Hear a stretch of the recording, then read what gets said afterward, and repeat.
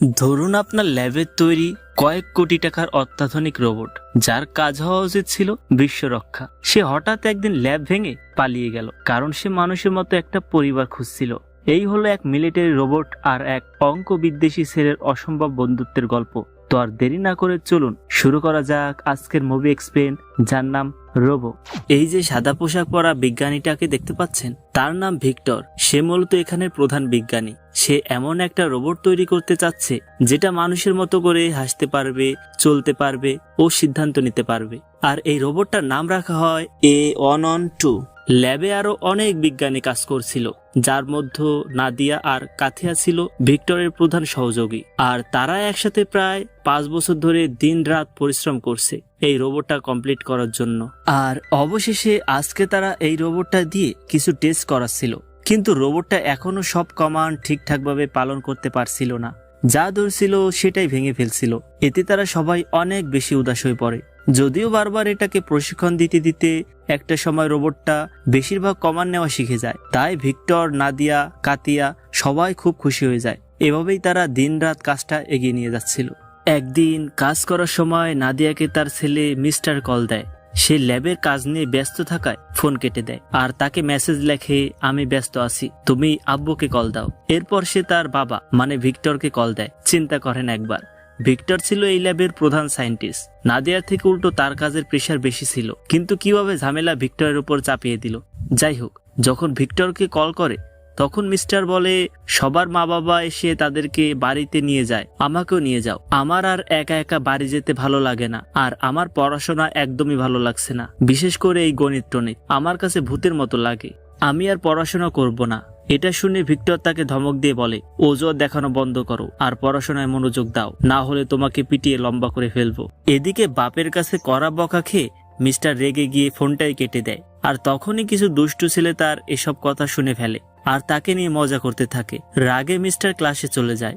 এদিকে তখন আবার ক্লাস নিচ্ছিল তাদের গণিতের ম্যাম। মিস্টার ম্যামকে বলে, আমি তো আর্টিস্ট হতে চাই, তো আমার জন্য কি গণিত শেখাটা খুব দরকার? ম্যাম প্রশ্ন শুনে একটু ঘাবড়ে গেলেও সাথে সাথেই বুদ্ধি করে উত্তর দেয়, হ্যাঁ দরকার।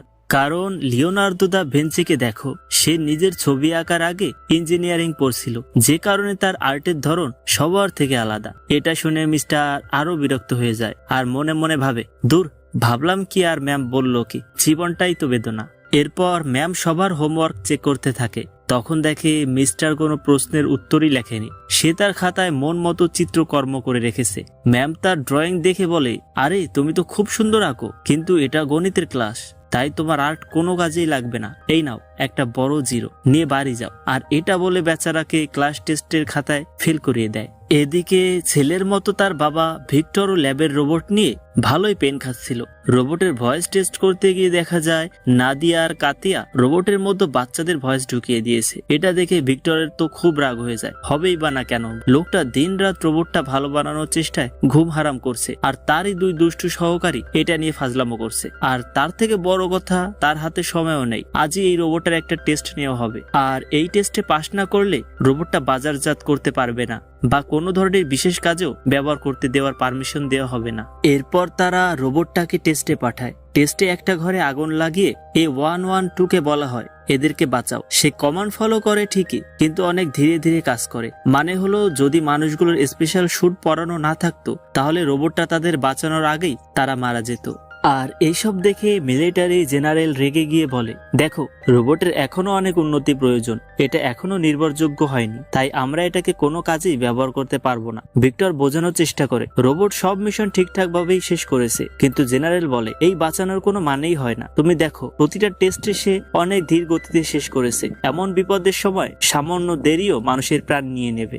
জেনারেল আরো বলে, রোবটের আওয়াজ খুবই বাজে, এটাকে ভালো করে ট্রেন করো আর এর শক্তি আর গতি দুটোই আরো বাড়াও। আর এই টেস্টের রেজাল্টে ভিক্টরের মন আরো ভেঙে যায়। এদিকে মিস্টারও তার বাপের মতোই মন খারাপ করে বাড়ির দিকে যাচ্ছিল। পথে তার এক ঝাড়ুদারের সাথে দেখা হয়। এনার নাম গ্রান্ট। সে মূলত রাস্তা পরিষ্কারের কাজ করে। এনার সাথে আমাদের ছোট বন্ধুর খুব ভালো একটা সম্পর্ক। প্রতিদিন বাড়ি ফেরার পথে গ্রান্টের সাথে সে অনেক গল্প করে। মিস্টারের মন খারাপ দেখে গ্রান্ট তাকে জিজ্ঞেস করে, কি হয়েছে তোমার, আজ এত উদাস লাগছে কেন? মিস্টার তখন বলে, আজ সত্যিই আমার মনটা অনেক খারাপ। আমি আজ পরীক্ষায় ফেল করেছি আর আমাকে আমার বাবা মাকে নিয়ে প্রিন্সিপালের অফিসে দেখা করতে বলেছে। গ্রান্ট তাকে সান্ত্বনা দিয়ে বলে, চিন্তা করো না, তুমি বললে আমি তোমার বাবা মায়ের জায়গায় স্কুলে যেতে পারি। কিন্তু মিস্টার বলে, আরে না, তোমাকে কষ্ট করতে হবে না, আমি ম্যানেজ করে নেব। এটা বলেই সে সেখান থেকে চলে যায়। এরপর আমরা দেখতে পাই ল্যাবে ভিক্টর A112 এর সাথে কথা বলছে। সে রোবটটার কাছে জানতে চায়, তুমি এত স্লো কাজ করছো কেন?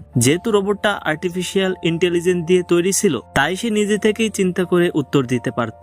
আর রোবটটা তখন বলে, সম্ভবত আজ আমার ভাগ্য ভালো ছিল না। এই উত্তর শুনে ভিক্টরের রাগ আরো বেড়ে যায়। আর সে ভাবে, মেশিনের আবার কিসের ভাগ্য? প্রোগ্রাম করা আছে কমান্ড পেলে কাজ করবে, প্লাস রোবটটা এমন ভাবে প্রোগ্রাম করা যাতে সে সবকিছু নিজের মতো করে সিদ্ধান্ত নিতে পারে।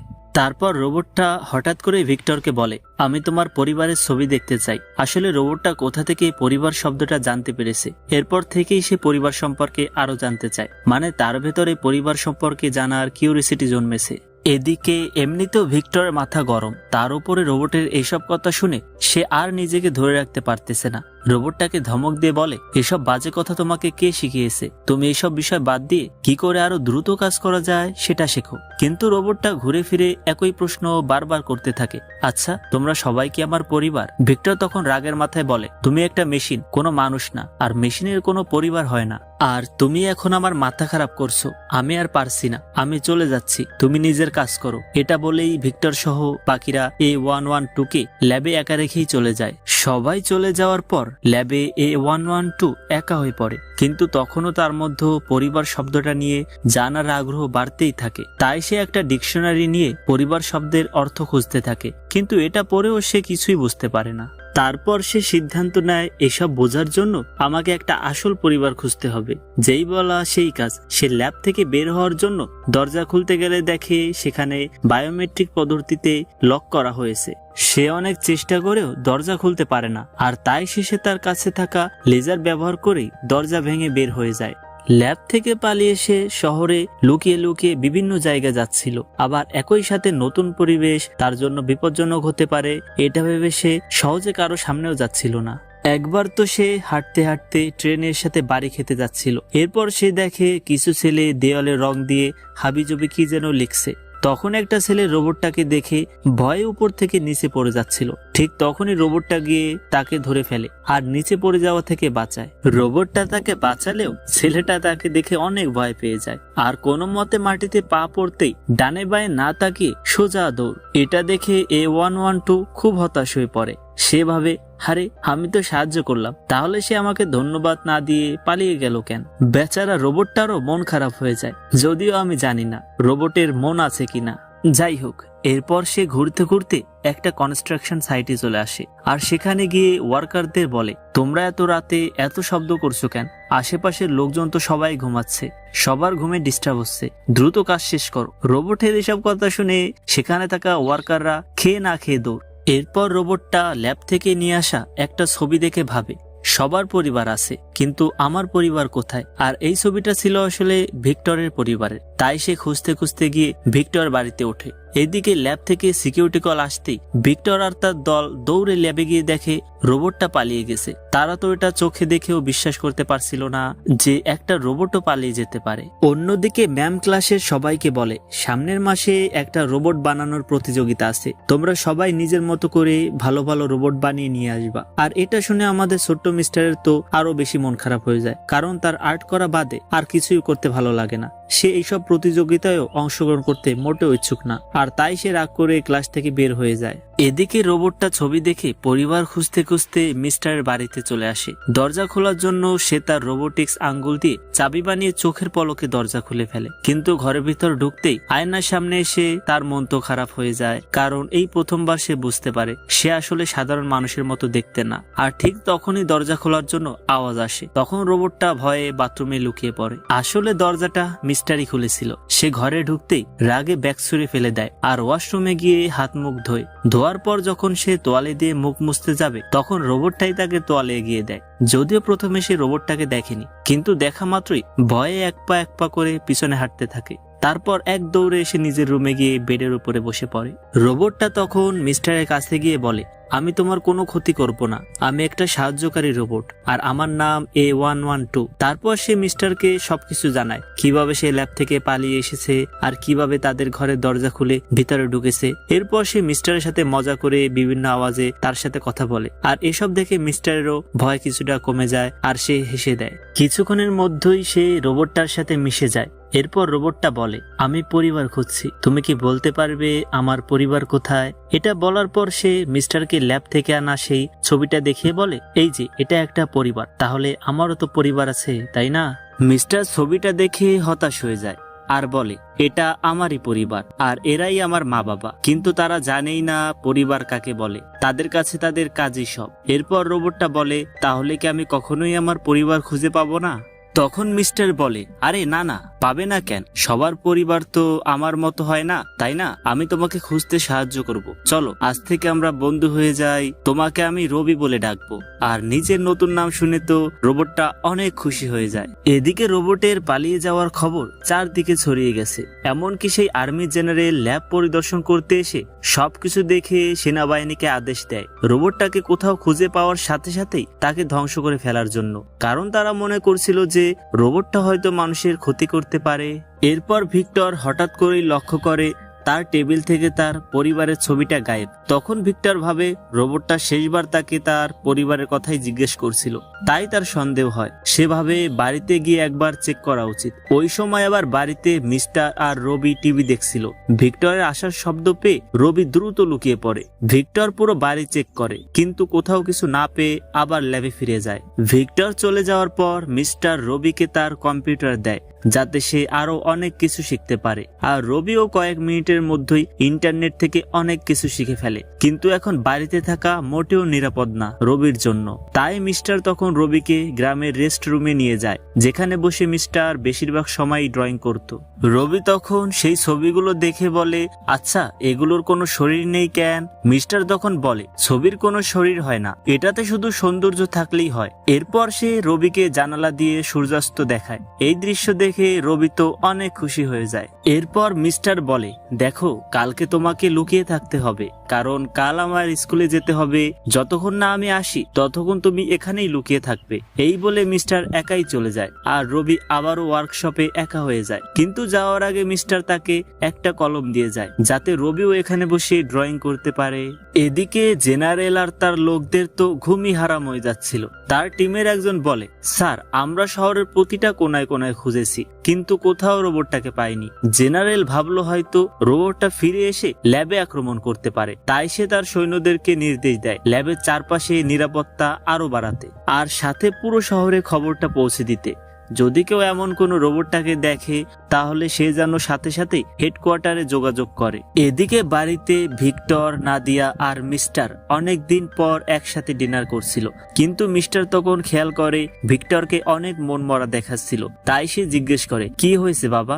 ভিক্টর তখন বলে, আমাদের ল্যাব থেকে A112 নামের একটা উন্নত প্রযুক্তির রোবট হারিয়ে গেছে। এটা খুঁজে না পেলে হয়তো আমাদের ল্যাবটাই বন্ধ করে দেওয়া হবে, মানে আমাদের সবাইকে চাকরি হারাতে হবে। এটা শুনে তো মিস্টার চুপ করে থাকে। পরের দিন স্কুলে অ্যান্টন নামের একটা ছেলে তার রিমোট কন্ট্রোল রোবট দিয়ে ম্যামকে বিরক্ত করছিল, আর ম্যাম টের পেতেই অ্যান্টন দ্রুত রিমোটটা মিস্টারের দিকেই ছুড়ে মারে, আর ম্যাম পিছন ফিরে দেখে মিস্টারের হাতেই সেই রিমোটটা। তাই তার কোনো কথা না শুনেই তাকে সোজা ক্লাস থেকে বের করে দেয়। ক্লাস থেকে বেরিয়েই মিস্টার দৌড়ে গ্র্যান্টের সেই ওয়ার্কশপে চলে যায়। সেখানে গিয়ে দেখে রবি আর গ্র্যান্ট বসে তাস খেলছে। তাদের দুজনের মধ্যে ভালো বন্ধুত্ব হয়ে গেছে, কিন্তু মিস্টারকে এমন মনমরা দেখে রবি জিজ্ঞেস করে, কি হয়েছে তোমার? মিস্টার তখন বলে, তোমার পিছনে পুরো সেনাবাহিনী পড়ে আছে, দেখা মাত্রই তোমাকে ধ্বংস করে ফেলার নির্দেশ দেওয়া হয়েছে। এটা শুনে তখন গ্র্যান্ট বলে ওঠে, আমার কাছে একটা ভালো আইডিয়া আছে। পাশেই বড় একটা জঙ্গল আছে, যেখানে তেমন কেউ যায় না। শুনলাম গতকাল সেখানে দাবানল শুরু হয়েছে। তুমি সেখানে গিয়ে আগুনটা নিভিয়ে বোনটাকে রক্ষা করতে পারো, তাহলে সবাই বুঝতে পারবে তুমি অনেক ভালো একটা রোবট আর মানুষের সাহায্য করতে চাও। এই আইডিয়াটা শুনে মিস্টার আর রবির খুব পছন্দ হয়। কিন্তু তাদের এই খুশি বেশিক্ষণ স্থায়ী হয় না, কারণ ঠিক তখনই কিছু পুলিশ ওয়ার্কশপের দরজায় এসে কড়া নাড়ে। তারা কোনো একভাবে আন্দাজ করতে পেরেছিল রোবটটা হয়তো এখানেই আছে, আর গ্রান্ট তখন বুদ্ধি করে তাদেরকে কথার পেছে ফেলে সময় নষ্ট করতে থাকে। আর এই ফাঁকে মিস্টার আর রবি ছাদে চলে যায়, কিন্তু কয়েকজন পুলিশ আগে থেকেই ছাদে বসা ছিল, মানে জলে কুমির ডাঙায় ফাঁক। যাই হোক, তারা রোবটটাকে অ্যাটাক করতে যেও করতে পারে না, কারণ রবি মিস্টারকে তার ঘাড়ে বসিয়ে তার পায়ে থাকা জেট ব্যবহার করে উড়ে চলে যায়। আর রোবটের সাথে বাচ্চা থাকার কারণে তারা রোবটটাকে কিছুই করতে পারে না। তারা সাথে সাথেই পুলিশ হেডকোয়ার্টারে রিপোর্ট পাঠিয়ে দেয়। তারা রিপোর্টে বলেছিল যে ও একটা বাচ্চা অপহরণ করে নিয়ে পালিয়েছে। দৌড়ানোর সময় মিস্টারের ফোন নিচে পড়ে যায়। একটা সময় পুলিশ তাদেরকে প্রায় ঘিরেই ফেলে, কিন্তু কোনো উপায় না পেয়ে রবি ছাদ থেকে নিচে লাফিয়ে পড়ে আর পুলিশকে ফাঁকি দিয়ে পালিয়ে যায়। চারদিকে A112 এর পালানোর খবর ছড়িয়ে পড়ে। আর সাংবাদিকরা গ্রান্টের সাক্ষাৎকার নিতে গেলে গ্রান্ট বলে, দেখেন আমি রোবটের সাথে কথা বলেছি, ও মোটেও বিপজ্জনক না, আর ওই ছোট ছেলেটাও রোবটের বন্ধু। এমনকি গ্রান্ট বুদ্ধি করে বলে, আমি চেষ্টা করেছিলাম রোবটটাকে বোকা বানিয়ে পুলিশের হাতে তুলে দেব, কিন্তু তখনই পুলিশ এসে আমার প্ল্যানটা নষ্ট করে দেয়। আসলে এই লাইনটা সে বলেছিল নিজেকে সেভ দেওয়ার জন্য, এতে পুলিশও তাকে আর গ্রেপ্তার করতে পারে না। অন্যদিকে সেখান থেকে পালিয়ে এসে রবি আর মিস্টার একটা বিল্ডিং এর ছাদে আশ্রয় নেয়। মিস্টার তখন বলে, আমার খুব রাগ হচ্ছে, সবাই তোমার নামে মিথ্যা ইনফরমেশন কেন ছড়াচ্ছে? তুমি তো অনেক ভালো, তাও পুরো মিডিয়াতে তোমার ইমেজটা খারাপ করছে। আর রবি তখন বলে, আসলে আমার টেস্টের দিন আমার কমিউনিকেশনে একটু সমস্যা হয়েছিল, তাই আমি দ্রুত কাজ করতে পারিনি, কমান্ড ঠিকঠাক ফলো করিনি, আর এজন্যই সবাই আমাকে বিপজ্জনক ভাবতে শুরু করেছে। মিস্টার তখন বলে, তুমি বেশি ভেবো না, তুমি খুবই ভালো একটা রোবট, ওরাও একদিন বুঝতে পারবে। এই কথা শুনে রবি অনেক খুশি হয়ে যায়। রাতে ঠান্ডা পড়ায় রবি মিস্টারকে একটা থার্মাল ব্ল্যাঙ্কেট দেয়। এরপর দুজনে মিলে রবির শরীরে থাকা প্রজেক্টর দিয়ে সিনেমা দেখতে শুরু করে। আর মুভি দেখতে দেখতেই কিছুক্ষণ পর মিস্টারের মনে পড়ে আজকেই তার জীবনের প্রথম রাত, যে রাতে সে তার মাকে ছাড়া ঘুমাচ্ছে। রবি বলে, তুমি চাইলে আমি তোমাকে বাড়ি দিয়ে আসতে পারি, কিন্তু মিস্টার নিষেধ করে দেয়। সে বলে, আমাকে পৌঁছে দিতে গেলে লোকজন তোমাকে দেখে ফেলবে, তখন তোমাকে ধরে নিয়ে ভেঙে ফেলবে। মিস্টার তাকে এত ভালোবেসে এটা বোঝানোর জন্য রবি আবারও খুশি হয়ে যায়। এভাবেই গল্প করতে করতে তারা দুজন সেখানেই ঘুমিয়ে পড়ে। ঘুম থেকে উঠে রবি আর মিস্টার সিটি সার্কাসে গিয়ে রবির জন্য একটা জোকারের কস্টিউম নিয়ে নেয়, যাতে তাকে কেউ চিনতে না পারে। মিস্টার রবিকে বলে, তুমি ভুলেও এই কস্টিউমটা খুলবে না। তারা যখন রাস্তার পাশে বসে কথা বলছিল, তখন অ্যান্টন আর ওলিয়া সেখান দিয়ে যাচ্ছিল। তারা মিস্টারকে দেখে অবাক হয়ে বলে, তুমি নাকি কিডন্যাপ হয়েছো, তাহলে একা একা রাস্তায় ঘুরছো কিভাবে? তখন মিস্টার রবিকে ডেকে তাদের সাথে পরিচয় করিয়ে দেয় আর বলে, চারদিকে মিথ্যা খবর ছড়ানো হচ্ছে, রবি মোটেও খারাপ রোবট না। এরপর রবি জোকারের মুখোশ খুলে ফেলে। মিস্টার তখন বলে, তোমরা রবিকে একটু দেখে রাখো, আমি বাসের টিকিট নিয়ে আসি। আমরা রবিকে শহরের বাইরে যে জঙ্গলে আগুন লেগেছে সেখানে নিয়ে যাব। এটা বলে তাদের সাথে রবিকে রেখে মিস্টার বাসের টিকিট আনতে যায়। কিন্তু মিস্টার সেখান থেকে চলে যাওয়ার পরেই অ্যান্টন রবিকে বলে, আচ্ছা তুমি কি সত্যিই উড়তে পারো? এটা শুনে তখন রবি জোকারের কস্টিউম খুলে ফেলে আর অ্যান্টনকে দেখাতে আকাশে উড়ে যায়। অ্যান্টন এই সুযোগেই ফোনে সব ভিডিও করতে থাকে, আর এটা দেখে ওলিয়া তখন রেগে যায়। কিন্তু অ্যান্টন বলে, এই রোবটটা বেঁচে থাকুক বা মারা যাক, তাতে আমার কিছুই যায় আসে না, আমি ওর ভিডিওটা ইনস্টাগ্রামে দিয়ে হাজার হাজার ফলোয়ার্স বাড়িয়ে নেব। আসলে এই জেনারেশনটাই জানি কেমন, মানুষ বিপদে পড়লে, সামনে মার খেলে, ভিড়ের ভেতরে কেউ কাউকে আঘাত করলে আমরা চুপ করে থাকি আর ফোন বের করে ভিডিও করি, অথচ এটা ভুলেই যাই কাল এটা আমার সাথেও হতে পারে। যাই হোক, এরপর অ্যান্টন সেখান থেকে চলে যায়। আর অ্যান্টনের এমন কার্যকলাপ দেখে ওলিয়ার মন খারাপ হয়ে যায়, কিন্তু সে রবির সাথেই দাঁড়িয়ে থাকে। ওদিকে মিস্টারের পোশাক দেখে দুজন পুলিশ আইডিয়া করে ফেলে এটাই সে বাচ্চা যাকে রোবটটা কিডন্যাপ করে নিয়ে গেছে। তারপর তারা মিস্টারকে ধরে পাশের একটা পুলিশ স্টেশনে নিয়ে যায় আর ভিক্টরকে কল দিয়ে জানানো হয়। ভিক্টর দৌড়ে এসে মিস্টারকে জড়িয়ে ধরে আর বলে, রোবটটা তোমার কোনো ক্ষতি করেনি তো? মিস্টার তখন বলে, না বাবা, তোমরা ভুল বুঝছো, আসলে রোবটটা অনেক ভালো, ও আমার অনেক ভালো বন্ধু হয়ে গেছে, আমি ওকে আমার কিছু বন্ধুর কাছে রেখে এসেছি। যদি তুমি কথা দাও পুলিশকে এই ব্যাপারে জানাবে না, তাহলে আমি তোমাকে ওখানে নিয়ে যাব। ভিক্টর প্রথমে রাজি না হলেও ছেলের কথা ভেবে পরে রাজি হয়ে যায়। অন্যদিকে সেই দুষ্টু অ্যান্টন সত্যি সেই ভিডিওটা সোশ্যাল মিডিয়ায় পোস্ট করে দেয় আর দ্রুতই তার ভিডিও ভাইরাল হয়ে যায় আর খুব দ্রুতই সেই ভিডিওটা জেনারেলের টিমের কাছেও পৌঁছে যায়। আর এটা দেখে তারা খুব দ্রুতই বেরিয়ে পড়ে। তারা বুঝতে পারে রোবটটা পার্কের আশেপাশেই আছে। ওদিকে অলিয়া রবির সাথে বন্ধুত্ব করে ফেলে, সে রবিকে মেকআপও করিয়ে দেয়। রবিও মেকআপ করে মেলা খুশি। আসলে রোবট বলে কথা, তার তো আর ছেলে মেয়ে বলে কোনো জেন্ডার নেই। যাই হোক, ততক্ষণে ভিক্টর সেখানে চলে আসে আর সে দেখে রবি এখন বেশ ভালোভাবেই কথা বলতে শিখে গেছে। শুধু তাই না, চিন্তা ভাবনার ধরনেও অনেক পরিবর্তন এসেছে। ঠিক তখনই সেখানে পুলিশের গাড়ি চলে আসে। মিস্টার বুঝে গিয়েছিল যে এখন তারা রবিকে ধরে ফেলবে, তাই তারা সবাই মিলে দৌড়ে পালানোর চেষ্টা করে আর একটা পোর্ট এরিয়াতে ঢুকে যায়। সেখানে অনেক বড় বড় কন্টেইনার রাখা ছিল, কিন্তু তারা বেশি দূরে পালানোর আগেই পুলিশ তাদেরকে ঘেরাও করে ফেলে। জেনারেল ভিক্টরকে বলে, বাচ্চাদেরকে নিয়ে সরে যাও, আমরা রোবটটার উপরে ইলেকট্রিক গান দিয়ে ফায়ার করে ওকে ধ্বংস করে ফেলবো। কিন্তু ভিক্টর রবিকে বাঁচাতে তার সামনে গিয়ে দাঁড়িয়ে পড়ে।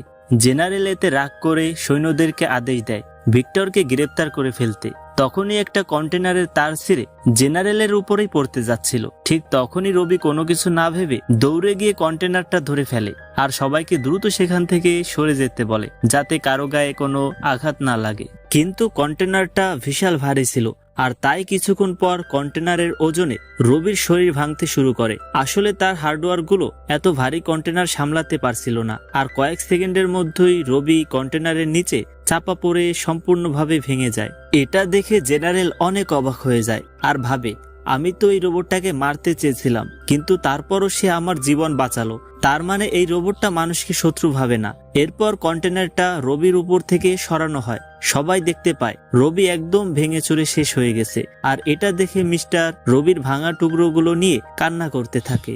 ভিক্টর তার ছেলেকে সান্ত্বনা দিতে আসে আর জেনারেল তার সৈন্যদেরকে নিয়ে সেখান থেকে চলে যায়। কিন্তু তখনই হঠাৎ একটা শব্দ শুনতে পাওয়া যায়, রোবট 2.0 অ্যাক্টিভেট।